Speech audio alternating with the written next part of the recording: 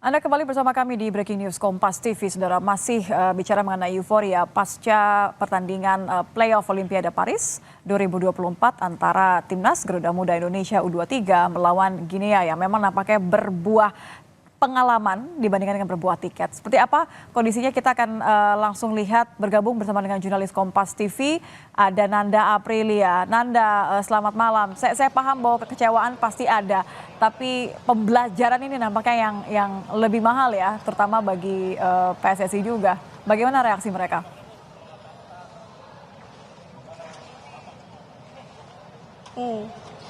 Iya Nitya, kalau kita melihat di GBK sendiri untuk nobar di sini, memang kalau dari PSSI, kami melihat ada salah satu perwakilan dari PSSI yang memang juga sudah memantau dari awal pertandingan sampai dengan akhir. Yakni langsung saja terkait dengan bagaimana respons terkait dengan hasil hari ini Timnas Indonesia melawan Timnas Guinea. Kita sudah bersama dengan saya di sini, Nitya, bersama Mas Arya Sinulinga, yakni anggota Komite Eksekutif PSSI. Selamat malam, Mas. Selamat malam, Nitya. Baik, Mas, kita review sedikit terkait dari pertandingan tadi seperti apa dari tanggapan Mas Arya? Yang pasti kita hormat banget dengan para pemain Garuda Muda kita. Mereka bertarung dengan sampai terakhir tadi ya.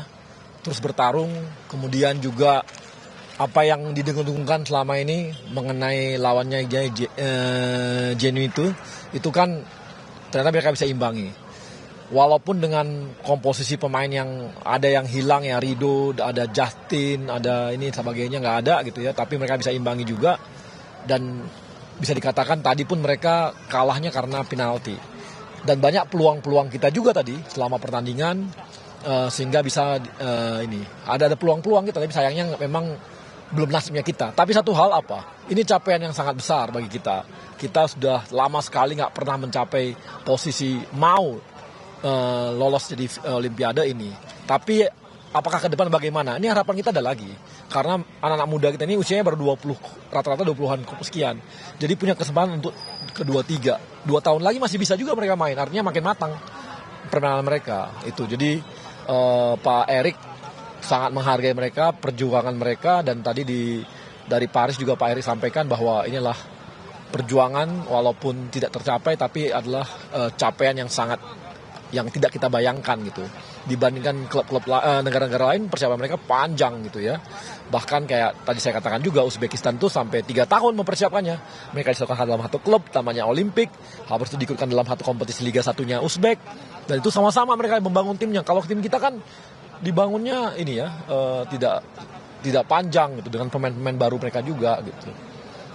Kalau melihat dari U23 generasi emas ini bisa dikatakan kedepannya proyeksinya seperti apa, Mas Arya?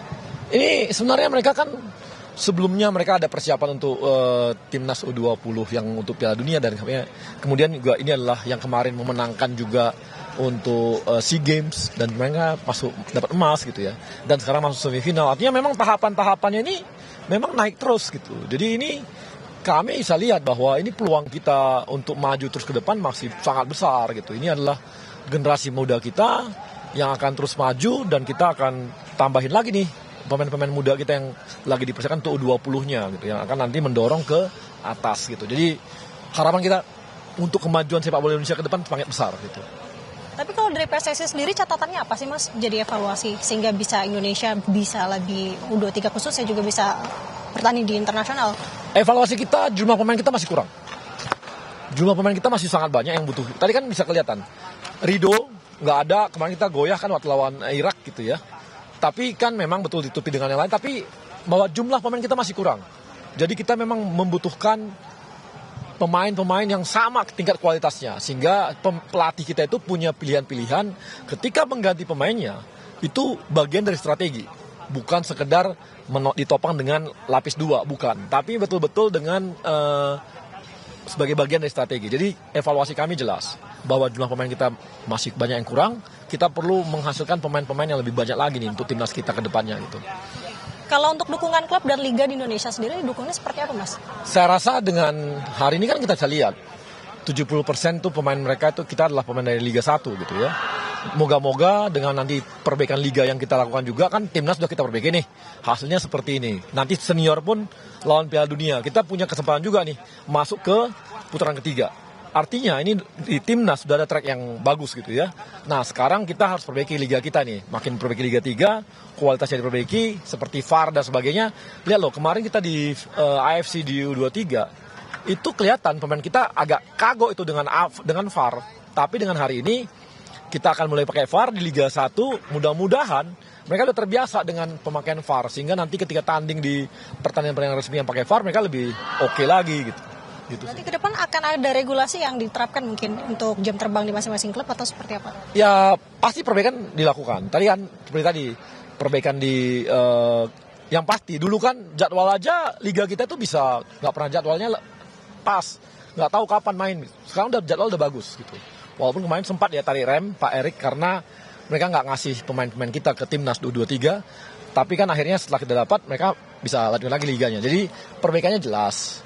Regulasinya, sistemnya kita perbaiki pakai VAR, kemudian nanti banyak hal lain lah yang akan kita perbaiki dalam liga dan juga di youth development-nya, karena kita harus seperti yang sering saya katakan bahwa Pak Eri selalu katakan bahwa kita butuh 150 pemain untuk dari U17 sampai pemain senior, maka kita harus mencukupinya ini, yang dimana pemain mereka ini kita itu bagus, tahapannya bagus gitu. Ini yang kita ke depan sih mudah-mudahan baik ya. Amin. Kemudian yang terdekat berarti artinya akan ada kualifikasi untuk Piala Dunia. Ada kualifikasi Piala Dunia di bulan Juni. Bulan depan kita akan kualifikasi dunia, ada 2 lawan lawan Filipina dan lawan Irak. Dan kita tuan rumah. Kalau menang kita akan lolos di putaran ketiga Piala Dunia, berarti tahapan kita akan makin baik. Itu juga akan jadi sesuatu hal yang besar ya dalam berapa puluh tahun mendatang ini. Yang lalu kita udah lama nggak ke posisi itu gitu, lama banget gitu.